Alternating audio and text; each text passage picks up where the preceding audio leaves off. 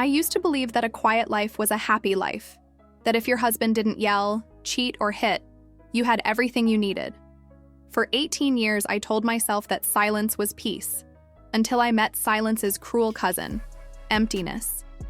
David, my husband, wasn't a bad man. He just wasn't present. His work always came first. His phone lived in his hand, his smile lived in boardrooms, and his touch, well, I don't remember the last time he touched me without purpose. The distance between us wasn't loud. It crept in, slowly, replacing laughter with polite nods and kisses with closed doors. My name is Sophia. I'm 41, a woman who still remembers how it feels to be desired but hasn't felt it in years. My days revolved around routine, errands, emails, and my best friend Clara's voice notes. Clara was everything I wasn't. Loud, funny, passionate. We met in college, survived each other's weddings, pregnancies, and breakdowns. She had a teenage son back when I was still chasing diapers. Now that son was a man, Ethan, 22, freshly graduated, and apparently back home for the summer. I swear, Ethan still doesn't know how to boil water, Clara laughed during brunch one Saturday. He's smart, but hopeless in the kitchen. I chuckled. You've raised him well, just not domestically. She rolled her eyes. Do me a favor? If I forget to remind him, can you swing by with the spare key and drop off the mail while I'm in Murray? Of course, I nodded, sipping my coffee. Happy to. 3 days later, I drove to Clara's place. She had left a shoebox full of letters and forgotten Amazon packages on my dining table. Ethan's car wasn't in the driveway when I parked, so I used the spare key. Inside, the place smelled like detergent and sandalwood. Neat. Silent. I placed the box on the table and was just about to leave when I heard the sound of a door creaking open behind me. Hello, came a low, surprised voice. I turned and froze. Ethan stood at the end of the hallway, towel low on his hips, water still clinging to his chest. His hair was damp, messy. He looked stunned for half a second, then smirked in recognition. Oh, Sophia, he said, pulling the towel up a bit. Didn't know you were coming by. My words tangled. Clara asked me to drop off your mail. I thought you weren't home. Just got back from the gym. He rubbed his neck. Give me a sec. To throw something on? Please. I nodded quickly, avoiding eye contact. He disappeared, and I stood rooted to the floor, heart thudding far too fast for such a harmless moment. When he returned, he wore joggers and a soft gray t-shirt. He looked every bit the young man Clara always bragged about, confident, polite, and entirely at ease. Sorry about earlier, he said, offering a sheepish smile. Didn't mean to, traumatize you. I laughed a bit too loudly. Please, I've raised a boy, nothing I haven't seen. He raised an eyebrow, grinning. Well, I hope I didn't undo your faith in men under 30. The banter startled me, not because it was inappropriate, but because it was natural, easy, something I hadn't felt in years. We stood talking for 15 minutes, about his job interviews, his ideas for starting a podcast, how weird it felt to be back home after college.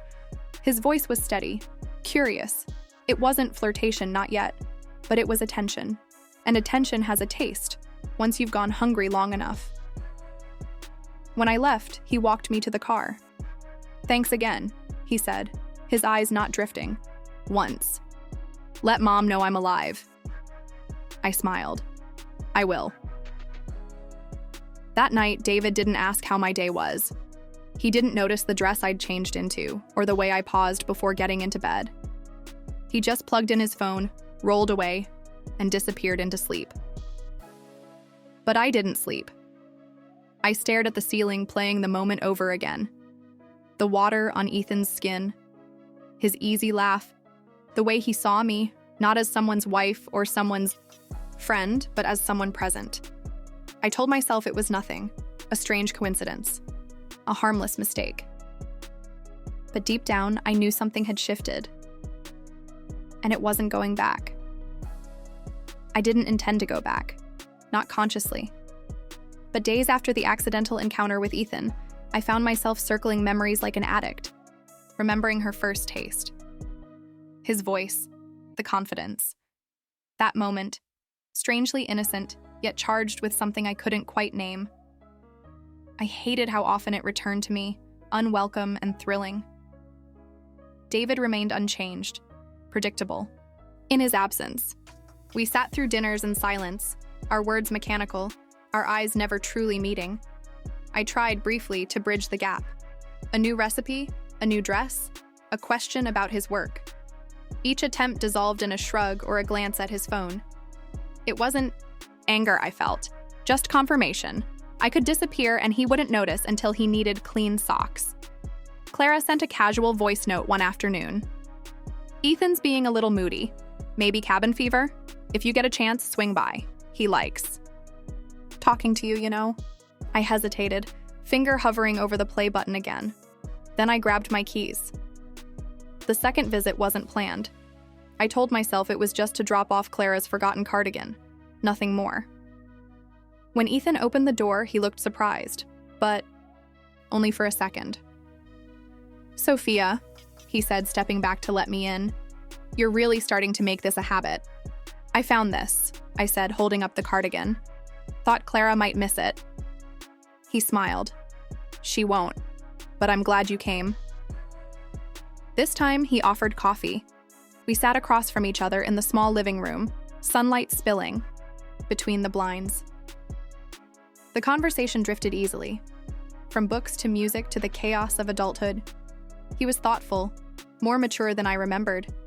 There was an ease in his presence that made me forget the age difference, forget the rules I'd silently lived by for years. Then he asked it.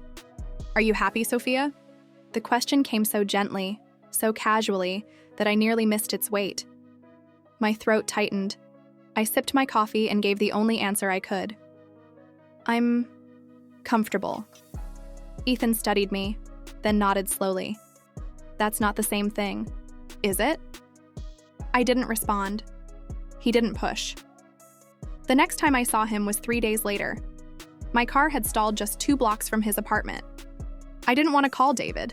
He wouldn't answer, or if he did, he'd offer a solution without bothering to ask if I was okay. I texted Ethan. "Stuck near you. Can I wait at your place for the tow truck?" 2 minutes later, "Of course. Come in." The moment I walked in, I felt it again, an awareness humming between us, quiet but undeniable. I sat on the edge of his couch, arms folded. He sat beside me, closer this time. Not touching, just there. "You okay?" he asked. I nodded, then laughed weakly. "Just a stupid engine. Nothing serious." Ethan tilted his head. "You always say that. Nothing serious. Like the world has to be on fire before you're allowed to feel anything." I looked at him then. Really looked. His eyes weren't mocking or playful. They were kind and tired. And somehow, they knew more than I wanted to admit. "You're very observant for someone so young," I said. "Pain has a way of making people older," he replied quietly. The silence that followed wasn't awkward. It was full. He leaned back against the couch, his arm brushing mine, barely, but enough to light something under my skin. I stayed still, breath shallow. "I shouldn't be here," I whispered. "Then why are you?" I didn't have an answer, or maybe I did and I was too afraid to say it aloud. He turned to me then, eyes searching. "Sophia." I knew what he wanted to say. I knew what I wanted to hear. For one suspended second, everything in the room, the air, the light, the past, hung in balance. He leaned in. I pulled back. "Don't," I said, softer than I meant. "Please." He didn't argue. He nodded, stood, and walked to the window, giving me space. Respectful, decent, dangerous. The tow truck arrived 15 minutes later. He walked me to the door but didn't touch me again. That night, I lay in bed, staring at the shadows on the ceiling. David snored softly beside me, unaware. I reached for my phone and found a message from Ethan. "I'm sorry I didn't..." mean to cross a line, but I need you to know you deserve more than comfortable. I didn't reply, but I didn't delete it either. Something had begun, and no matter how hard I tried to contain it, I knew this was no longer just an accident. It was an invitation. I thought distance would dilute the feelings. That time away would cool the slow-burning ache that had taken root in me. But silence didn't heal. It only gave the thoughts more room to echo. I avoided Ethan for 2 weeks. I ignored Clara's jokes about him being in a funk and busied myself with trivial routines, organizing spice jars, folding towels, pretending I was still in control. But control is a slippery illusion, especially when you've already tasted what it feels like to be seen. Then Clara called one afternoon, breathless and cheery. Ethan needs help with a job application, some interview prep stuff. You're better at that than I am. Could you swing by tonight? I paused. You still there? She asked. Yes, I said softly. I'll go. It was already dark when I arrived. Ethan opened the door like he'd been waiting. There was no smirk this time, no teasing. Hey. Hi, I said, holding my breath. We sat at the table, laptop open, papers spread out. I tried to keep it formal, efficient. He was attentive, scribbling notes, asking questions, occasionally meeting my gaze. And when he did, something unspoken shimmered between us. Halfway through, he set his pen down. Sophia, we don't have to pretend. I stiffened. Pretend what? That this is just about resumes, that you didn't feel what I felt. I stood, needing space, needing oxygen. This can't happen. Why? He asked gently. Because of Clara? Because of everything, I snapped, softer than I intended. Because I'm married. Because I'm your mother's best friend. Because it's wrong. He rose slowly, hands at his sides. I know it's complicated, but nothing about how I see you is wrong. My heart beat violently against my ribs. I turned away toward the window, hoping the night could swallow me whole. I'm not who you think I am, I whispered. You're more, he said. I faced him, and I didn't move when he stepped closer. His kiss wasn't impulsive. It wasn't clumsy or stolen. It was deliberate, measured, as if asking for permission, even in its execution. And I gave it. Not because I stopped caring about right and wrong, but because in that fragile, trembling moment, I wanted to be wanted more than I wanted to be wise. We didn't speak after. Not when my fingers found the edge of his shirt, or when his hands traced the loneliness mapped into my skin. The world outside didn't exist. There was no Clara, no David, no guilt. Only a woman who hadn't been touched with purpose in years, and a man who touched her like she was the only thing that ever made sense. Later, I sat on the edge of his bed, dressing in silence. He didn't try to stop me. He simply watched, eyes unreadable. I should go, I said. He nodded. I know. I opened the door, then paused. I'm sorry, I said. He smiled faintly. Don't be. I'm not. I left. The drive home was a blur. My mind was loud, louder than it had ever been. I walked into the house quietly. David was asleep on the couch, TV flickering across his motionless face. I looked at him and felt nothing. No rage, no betrayal, only clarity. The next morning, I found a letter tucked into my purse. It was Ethan's handwriting. What happened between us wasn't planned, and maybe it wasn't fair, but it was honest. For once, I felt real, seen, wanted. I don't expect anything from you. Not your time, not your guilt. I just want you to know. You matter, and you're allowed to want more than survival. I folded the letter and placed it in the back of my drawer, beneath old receipts and expired coupons.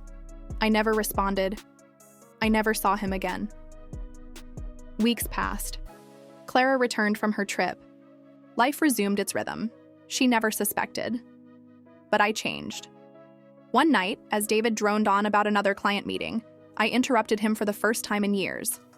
I want a separation, I said. He blinked. What? I want space, and honesty, and to feel alive again. His expression crumbled. Confusion, annoyance, maybe fear, but I didn't flinch. I wasn't the same woman anymore. I never told Clara. Not because I didn't care, but because some truths don't fix anything. They just break more. Ethan had been a spark in a locked room, a reminder of everything I'd buried, and I chose not to bury myself again.